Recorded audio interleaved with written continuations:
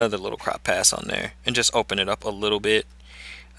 Bring over just a touch, because when you're looking at Instagram posts, a lot of times people see them as a grid on your page, and if the grid on the page is a lot of heads chopped off in shots, it looks kind of weird to me. It would be nice for me to be able to view this and see what's going on, or if somebody kind of kicked me off, or what. Um, Sorry for the delay. I'm trying to kind of figure all of this stuff out at the same time. No, it looks like it's. Huh. No, it says live stream interrupted. It's been paused. It should resume shortly.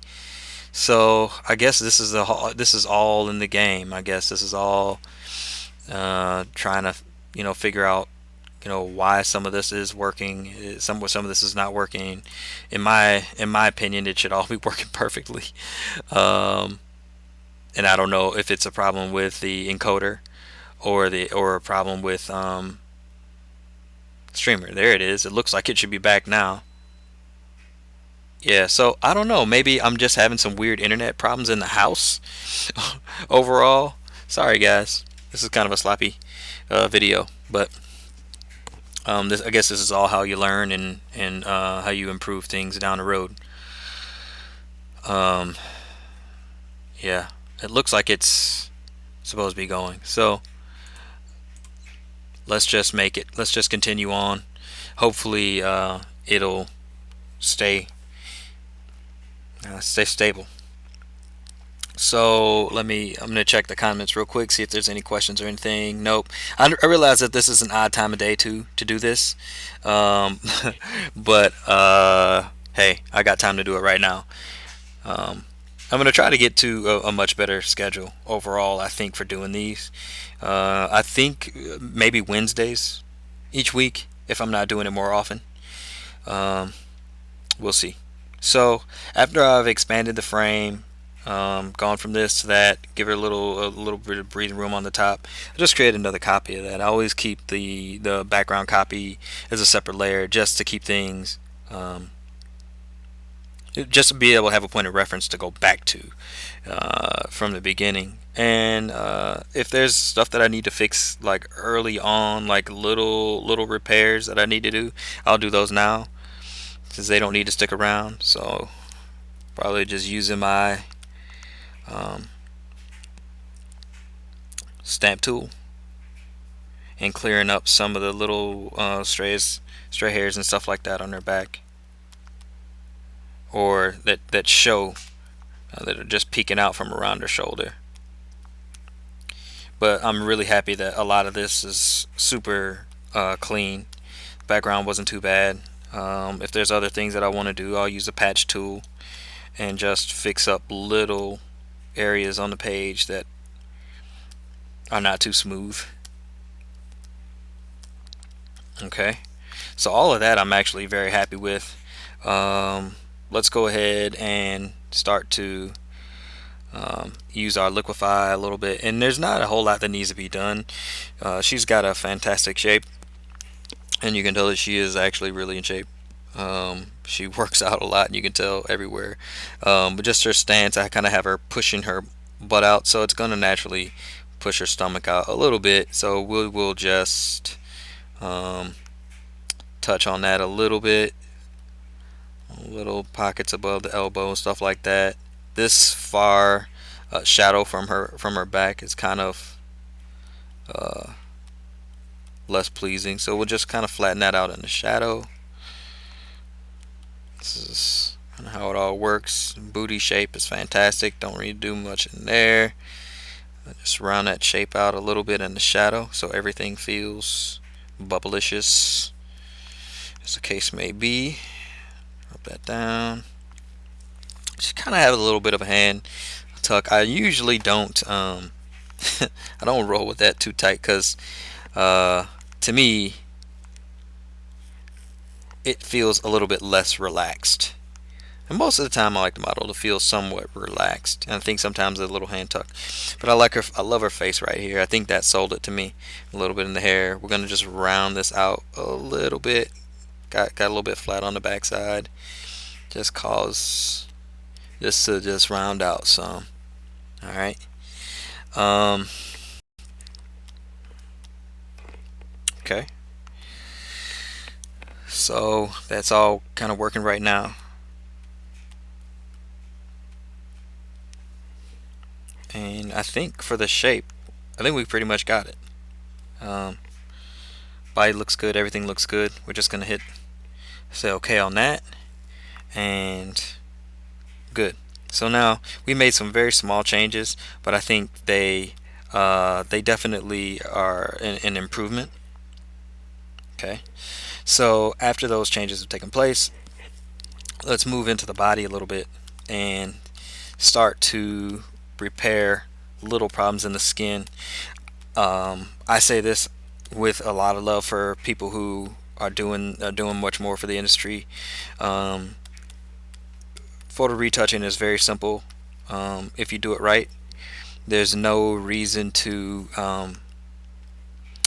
there's no reason to be buying like retouching panels and plugins and stuff like that for your retouching, because Photoshop already has all of the tools that you need built in. And you know, maybe if you buy something because you don't feel like setting up the actions for yourself, I get it. But overall, I mean, there's no real reason that you should be too worried about the process that you're using for your retouching.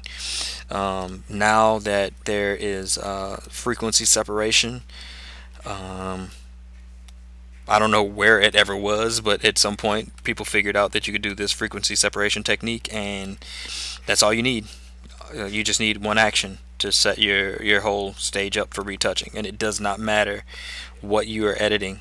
The theory is the same behind every image. So people that I've yet to be proven wrong on this matter. It doesn't. There's no difference in what you're retouching. Skin, hard surface materials, inorganic materials, whatever. It's all just pixels to the computer. The Photoshop doesn't see the difference in any of those.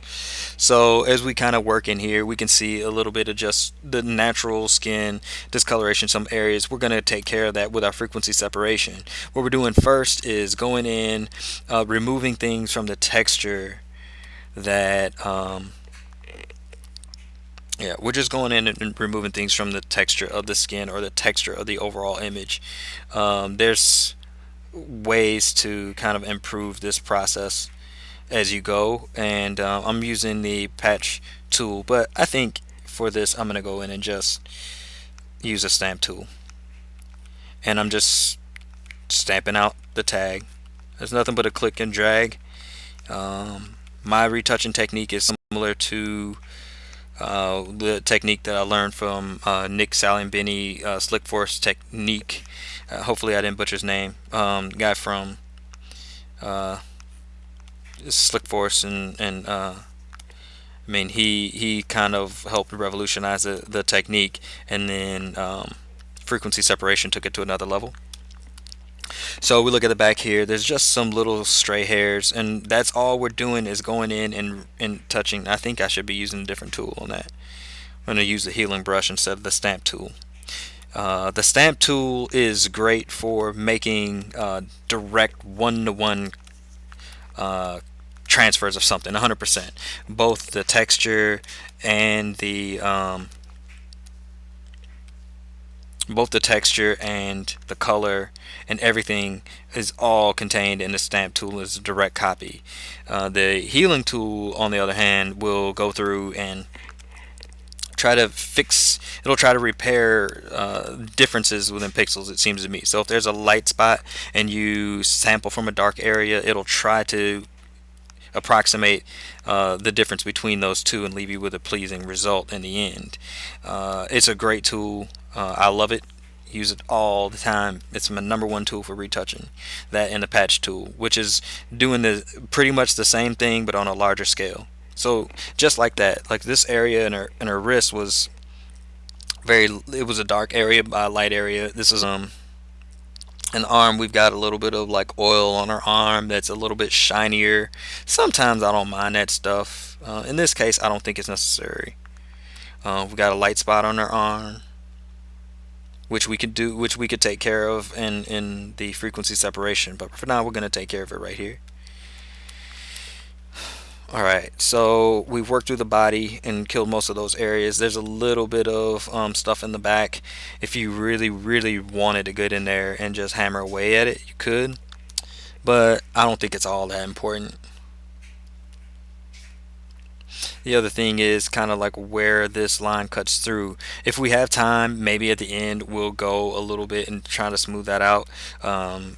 It could be a bit of a challenge, and then um, there's just a light shift right there that we'd have to worry about.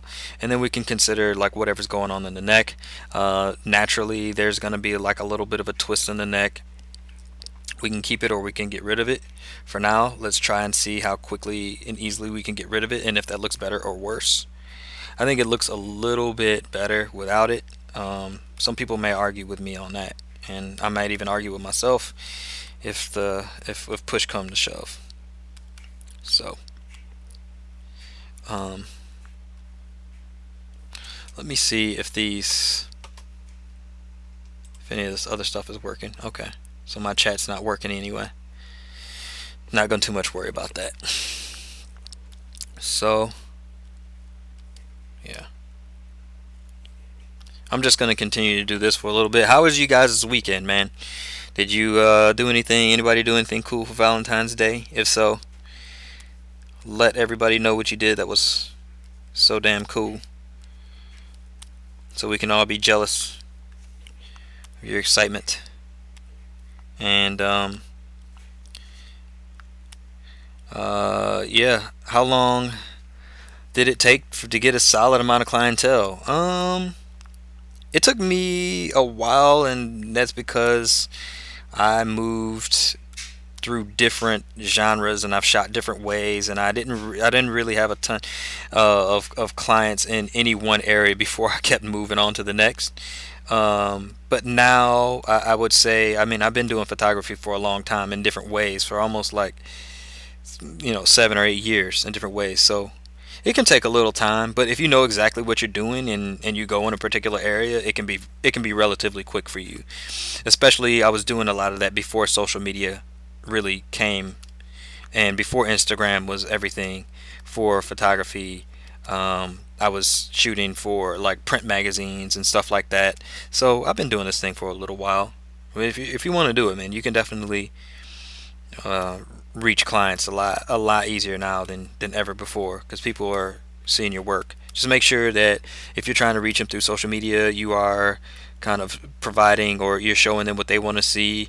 You're interacting with them and making it known that you're someone who's available and wants to do some work. Okay, so and then whatever else. I mean, if you're talking about like special mag, that's a whole nother ball of wax.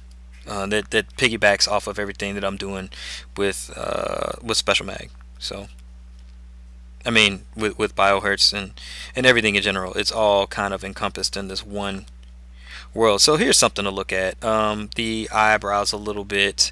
There's a little bit of cleanup that we can do. Still using a patch tool. I have not switched off the patch tool in a long time.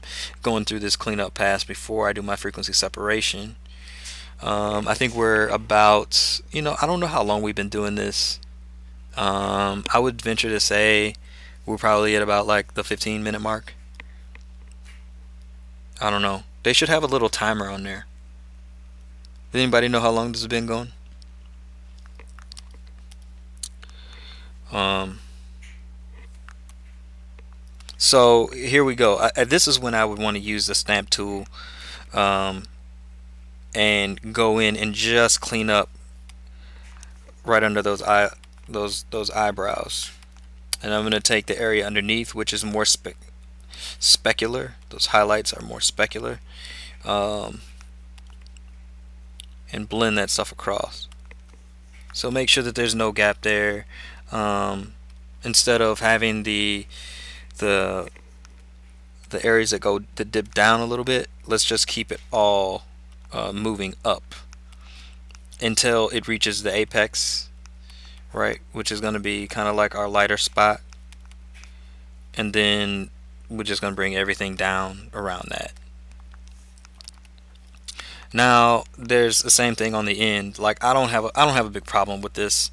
It looks pretty natural to me, and even the repair that I did, it doesn't go, it doesn't make it look very much different. But I think it cleans up things just a little bit. Interested to know. A lot of dudes get into photography to meet more chicks. How's your experience been with the ladies so far? You know what? Um, I think it's kind of tough. I'd be lying to say that like if you're working in, we've seen it all. We definitely see photographers that are looking to be around pretty girls and stuff like that. It's going to happen as a byproduct of it. And I'm not going to sit here and say it's not something that you should enjoy, because if you're doing this as a job or even as a hobby, you've got to be getting something out of it. If you're not, then you're kind of wasting your time. So there has to be some enjoyment factor in it. But mainly, if you're serious about working, it's not going to be very common. That there's anything beyond the work, because I know I'm a bundle of nerves when I go to a shoot. I don't know really what to expect. I don't know what the models are going to be like, and I just want to mainly focus on the work, and let that kind of guide me for the most part. Um, but it's an undeniable aspect of the industry for sure. I mean, sometimes you hit it off with people. I would imagine I've known some photographers and models that have dated one another, and I know a photographer and model that have gotten married. I know a fitness trainer and the person, the client is also, they've gotten married or started a relationship. So it's not that much different from real life. How there's kind of sometimes workplace romance, I'd imagine, but it's not easy to do. I can tell you that. Um, all right, so if you might have, I was yakking right there, based on a comment from E Frisco. Hopefully that kind of answers what you're getting at. Um, yeah, one of the things we were just tightening up on the face a little bit there. I'm gonna just get rid of one of these stray hairs. Okay. But something I was doing in the eyelashes a little bit. I didn't go deep into the eyelashes. These are natural lashes. Well, they're pretty full, but there's a gap here, like where it's very full in this area, and then there's another section where it's not quite as full. I just went in and painted a little bit on. I didn't go overboard with it. You can go as hard as you want. For all of this, I'm using a very soft brush um, at 100% opacity, and just sampling from some colors around there to give it a little bit of texture, and you know maybe it's too much, but having the layer underneath, I can always click and find out, no, I've gone too far, or I haven't gone far enough, or whatever. So um, just doing these little bits. One of the things you might notice is that I'm not using any shortcuts. I do think that shortcuts speed you up. I believe in shortcuts. I just have most of my shortcuts, the ones that I really really need, on the side of my tablet.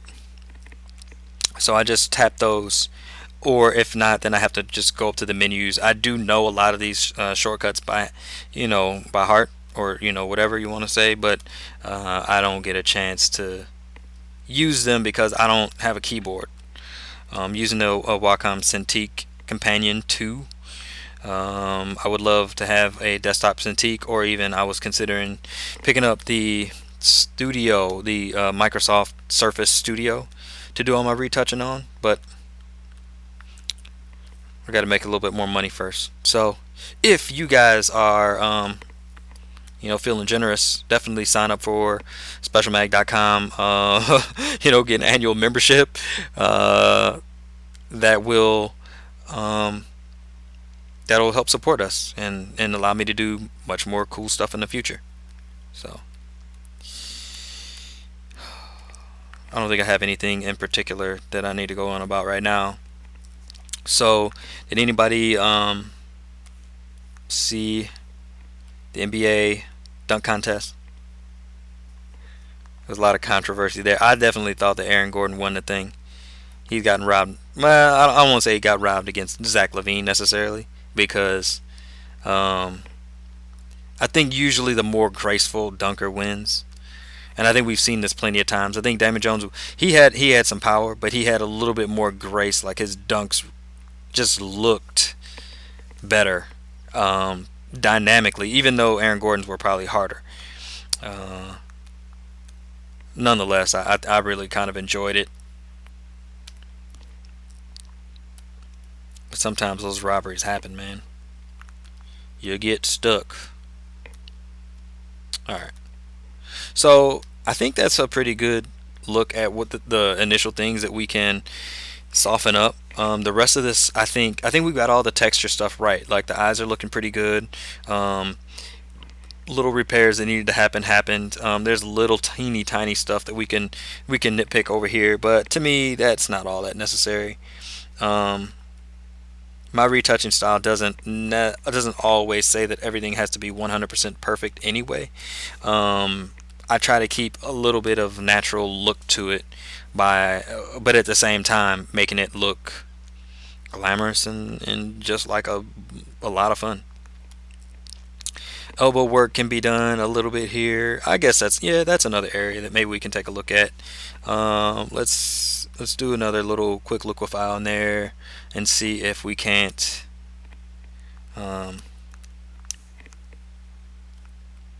just tuck that elbow in a little bit.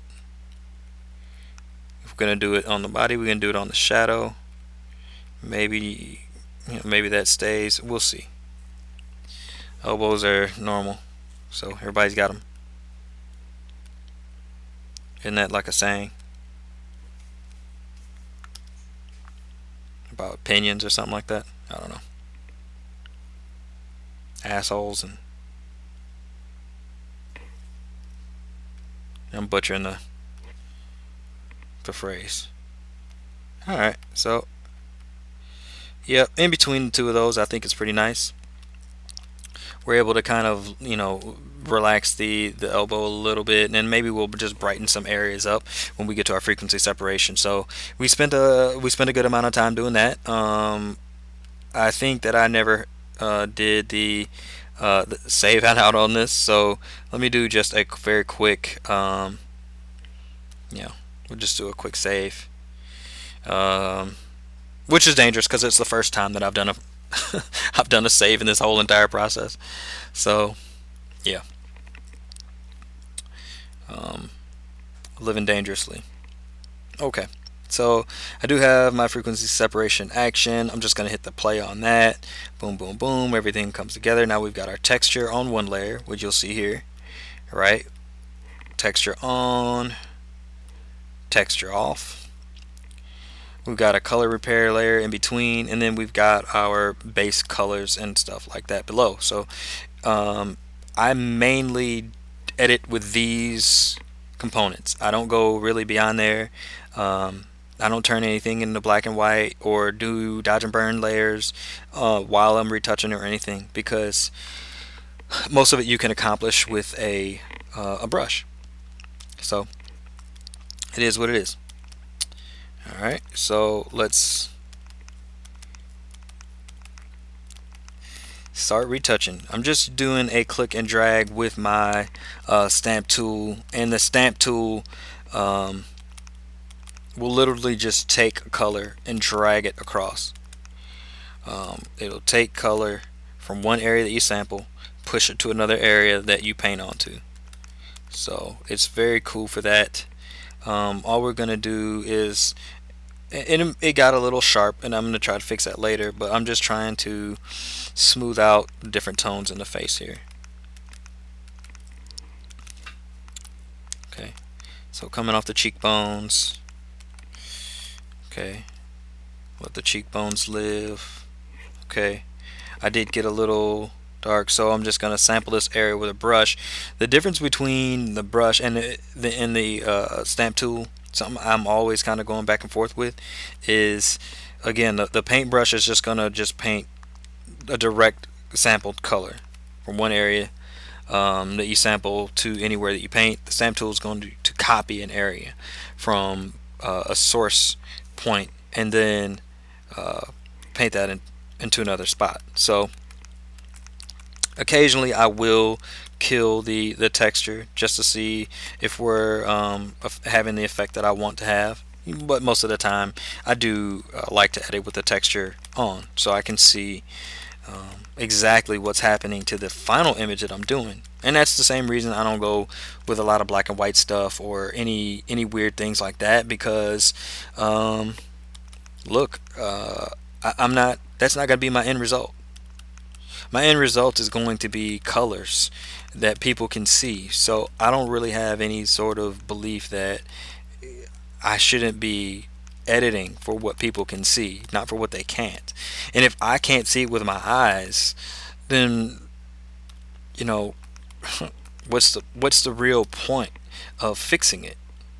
And you just waste a bunch of time.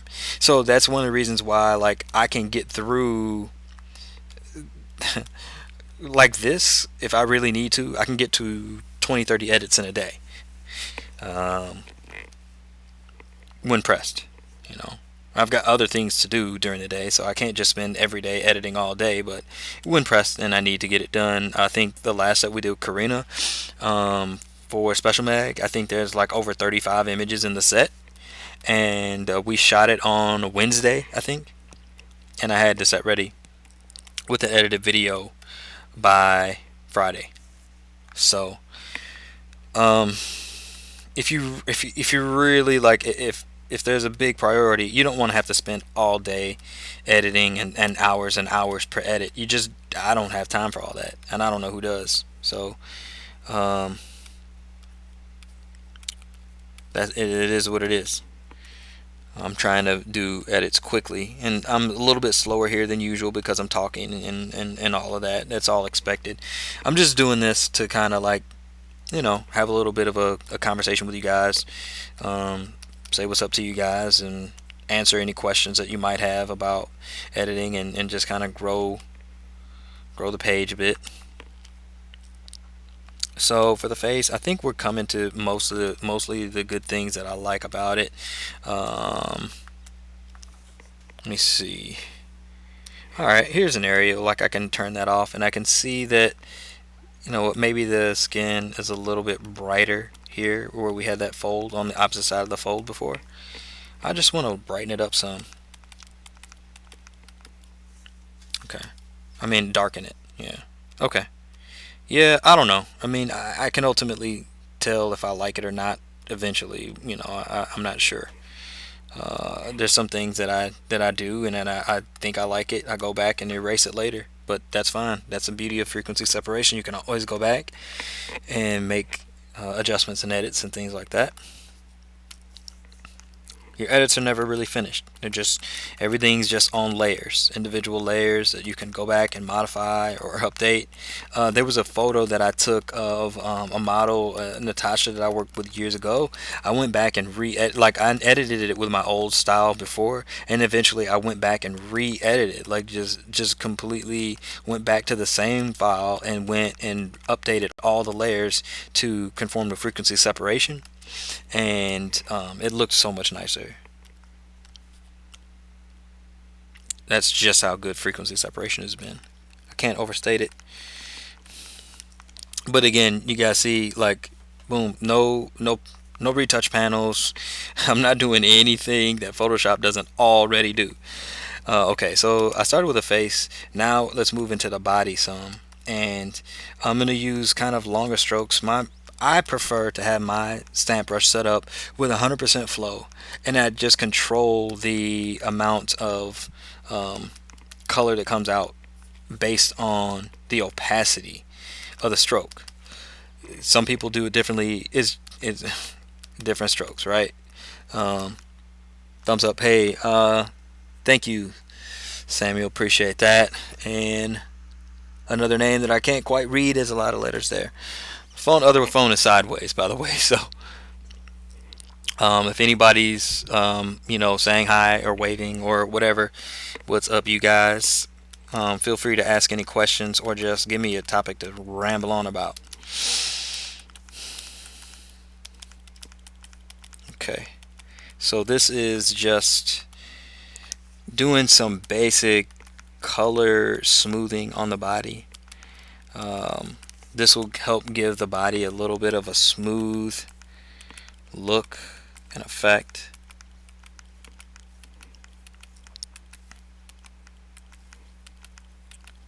It's just a click and drag sort of thing. I don't have any music on today, which I think I had last time, just a little bit of something in the background. Do you guys prefer the music? Yes or no?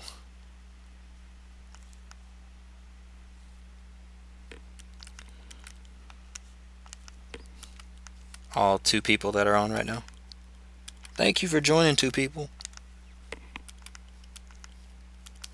Yeah. So I'm gonna leave this up for 24 hours for anybody who wants to watch it, and then I think I'm just gonna post this, almost immediately after. Maybe I'll do like a little quick, recap of this video or something. That might be kind of cool to have. Now, yeah. So if you look here, all we did was just kind of smooth this stuff out. The areas that were kind of patchy in the lighting or in the skin, we just smooth those out with a nice soft brush. It's a 100% soft round brush. Round brush, zero hardness, whatever scale I want, but it's the same brush. I prefer that. At around 16-18% opacity.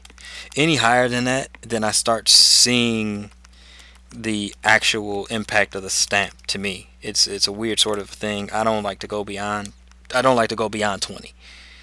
So I'll keep it tight in this area.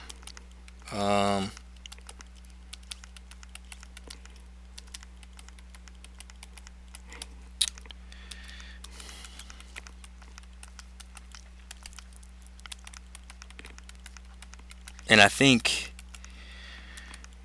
doing these will be fine. On days even that I'm retouching, maybe I'll just fire it up and let it go.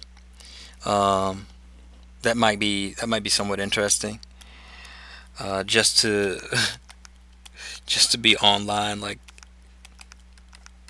live for days on end. Felix. Oh yeah, Felix. What tool is this? This is the stamp tool. I think that's just what they call it. Clone stamp tool, I think, is a technical name for it. You're just seeing me go in and smooth out the skin, the colors of the skin from underneath. It works out pretty well. So yeah, I'm just going with a clone stamp with a low opacity on a color repair layer. If you see right over here, this is my little color repair layer, and then I have the texture layer on top of that, so that once I've fixed my textures for the skin, I'll leave that alone, and then I can go directly to the colors of the skin and repair this stuff. So you can see any discoloration of the skin with a few different strokes. I'm able to smooth a lot of that out. I'll leave just a little bit because I want her to look human. Like I want it to look like things have been repaired, but not just completely created out of thin air. Do I color correct before or after? I go back and forth. If it's work for clients, a lot of times I will color correct after, because I will give them a few different options to choose from in terms of color tones. But when it's just me, I can look at the photos and tell what I kind of like. And then I will do the color tones ahead of time. And then maybe I'll go back and do like a double bake color pass again in Lightroom afterwards. Uh, yeah, yeah. It depends on how you're editing. Yeah, sometimes there is a little bit of a back and forth with it, and I don't mind. Um, Man, Danny Batista was out there killing it. He is trying to convert everybody over to Capture One, I think, or I, I might be saying the wrong thing, but I think he's trying to get everybody working on that. So he sent me a little trial. I told him I'm going to check it out, but I'm using Lightroom right now because it's pretty good for what I do. I realize that it may not be perfect for everything, but for what I do, it works pretty damn well. I don't have a lot of complaints, but I may learn something new going forward. But yeah, mainly like if it's my stuff, man, I try to I look at it and I don't want to spend all day on it because color toning is so weird. The images can look entirely different depending on when I see them and by what tones I place on them. Um, yeah, you just got started using Lightroom and Photoshop. Yeah, Lightroom, Photoshop, man, they just work together. I've been using Adobe products as long as I've been a digital artist. So I just kind of got indoctrinated into their whole thing. I have, the Adobe stuff, the Adobe Suite. I edit with After Effects and Premiere, less Premiere, but a lot of After Effects. Yeah, this is another good little swatch of skin to kind of work on. You can see the discoloration here, and if we just kind of just click and drag, low opacity, just click, drag, eventually that stuff just smooths out. Just looks good. I remember before I was using even Lightroom, I was just using like Camera Raw or something. And every image I was having to pull in the Camera Raw and manipulate it and edit it. And eventually, this was just me starting out with a camera. And somebody came along and was like, hey, man, you need to be using Lightroom and to help categorize your stuff. But I did a lot of that. I mean, it definitely helped my workflow. And now that it has the ability to you can just open your images directly from Lightroom into Photoshop. That wasn't always there. So you can have a pretty smooth experience. Okay, so there's a little something that I did that I want to backtrack on. I started kind of color correcting, but I was just pushing the light down onto her butt, and I don't like how that looked. So there's a moment I'm going back to my color layer and just fixing that. Now I'm seeing something that maybe I could have addressed um, in the texture, which is fine. I can always go back to that and fix it. Click, drag, select. Let me see. Alright, so that's not too bad. Yeah, and then we can see the light underneath. So what I was seeing was a little bit of this discoloration right around here. I didn't like it, so I ended up pushing the lights too far. But that's probably a mistake. Um, Maybe on this one I need to be going, instead of blending from light to dark, I need to be blending from dark to light, so that we don't lose the contour and the shape on our body. So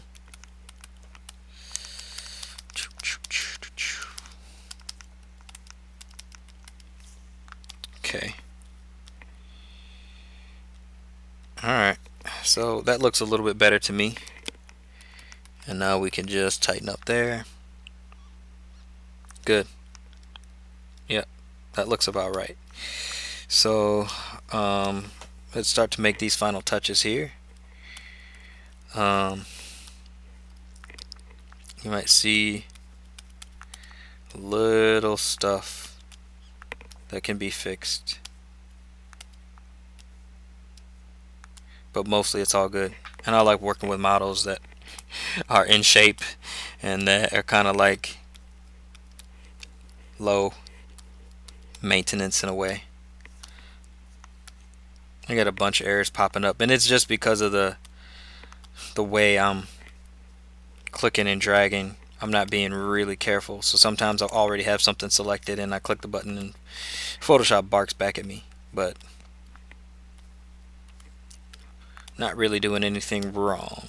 Okay, so yeah, I think everything looks pretty good. Let's try to wrap up what's going on this back arm, and also let's try to,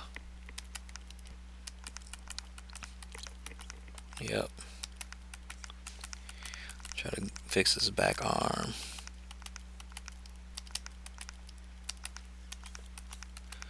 And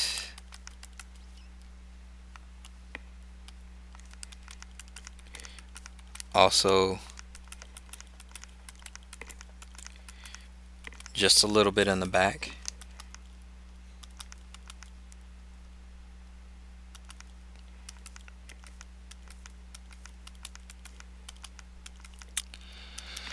So, a lot of you might also know that I am kind of the owner of Retouch Ninjas.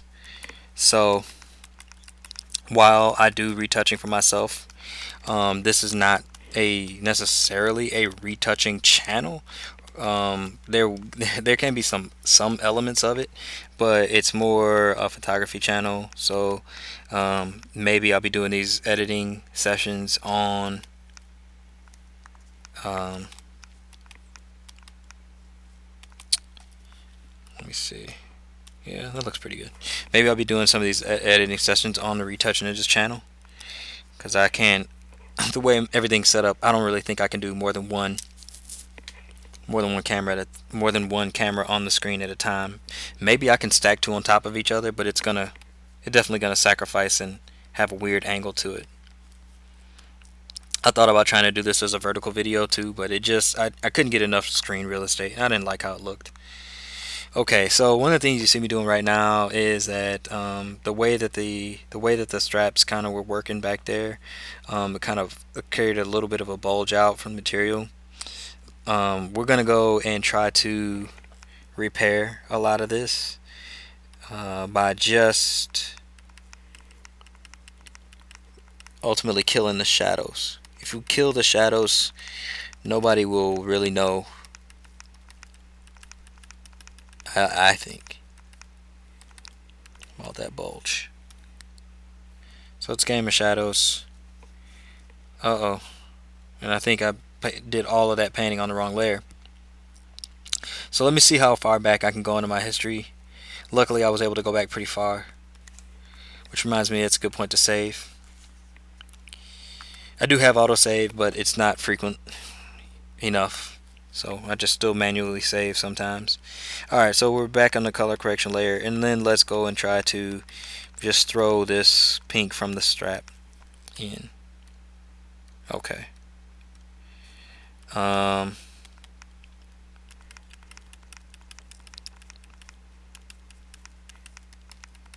Okay.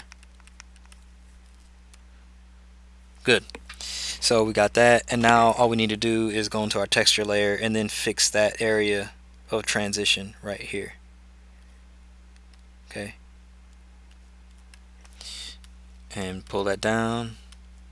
Boom. It's not perfect yet, but it's close, and we should be able to see a big difference in that section. Just turn it on and off. Yeah, I think it looks better. Again, it's not perfect.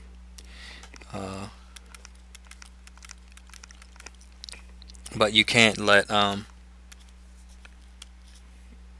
really let great be the enemy of good. So once it's good, you got to be comfortable enough to keep moving on and doing some other things. It's almost impossible to just perfect one image. I think we've been on for a while now, maybe like almost an hour total, 45 minutes total. So this has been a kind of a longer edit than I thought it would be, because there wasn't a lot going on, but nonetheless, still glad to do it. Want to do it anyway. I wanted this was the second set that we shot on that day with Cares, and we just didn't have enough variety in the shots to make it a full set for Special Mag. So when I don't get the opportunity to do that, I still want to post the stuff, and I'll just post it on this site. It's one of the reasons that you should probably be following. I know there's a lot of like similar posts between Special Mag and Biohertz, but there's some posts on Biohertz that you're going to get only here, and there's some that you're only going to get over there. So if you don't want to miss any of it, you need to be following both of them accounts, both of them. And again, like if you go to youtube.com/biohertz, this is displaying in full resolution, and I'm gonna probably leave it up for just a little while. So if you like the work we're doing, we're actually streaming this thing live on both platforms. As well as like Periscope, as well as YouTube. The only problem is when I try to log in. Let me see if I can do this real quick. If you guys can bear with me for a second. For whatever reason, I was trying to log into the restream, the restreaming service, and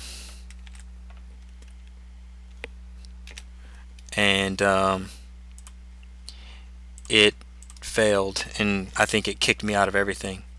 So I'm gonna try it one more time. Hopefully it doesn't kick me out again.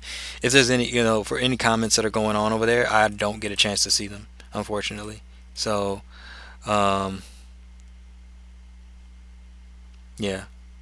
So hopefully I didn't miss too many comments over there. I'm gonna look for anything that comes through on both channels and trying to keep an eye on if things are functioning properly. Okay. Sorry for delay on that. Yep. Yeah, I'm pretty happy with most everything here. So just a little bits, odds and ends that I might clean up, and I think I'm gonna call it a day for this edit. If you guys are digging it, let me know in the comments. I'm gonna post this up pretty soon to the main page, probably around within the next hour or so. I think that's when Instagram tells me that most people want to see my stuff, and I'm trying to find ways to be more active on Instagram. I know they want you to be on all the time, every day, all day. So I'm trying to give them a little bit of what they want while doing what I need to do, and I think this is a good way to kind of have that overlap. And we'll see how frequently I can do it, but mostly I think this is all pretty good.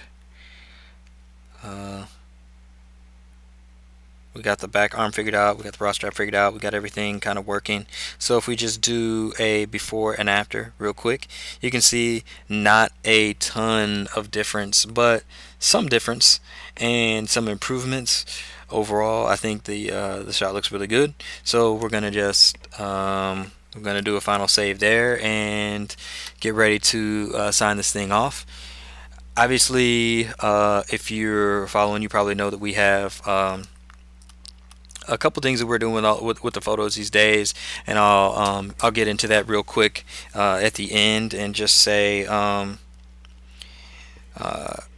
most of what I'm doing funnels back to specialmag.com. It's my website that showcases my work and work with models that a lot of stuff you can't see here on Instagram, and you don't get the quality on Instagram and stuff like that. So it's really a platform that gives me the ability to have some consistent income and revenue, as well as continue to produce the work that I do, and that if you're following the page, that hopefully you like.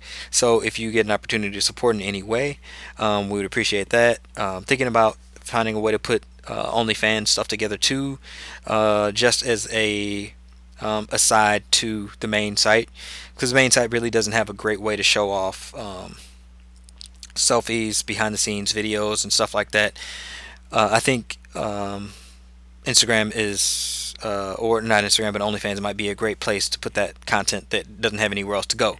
So keep an eye out for that. You'll see, if it gets posted up, it'll be basically the Special Mag stuff. Maybe there will be a Biohertz version of that as well, and just trying to hit everything on every avenue in order to keep things functioning. So if you like what we do, definitely show it in any way that you can, whether that is just helping show the work, display the work, or by directly joining up to our site. It's not overly expensive.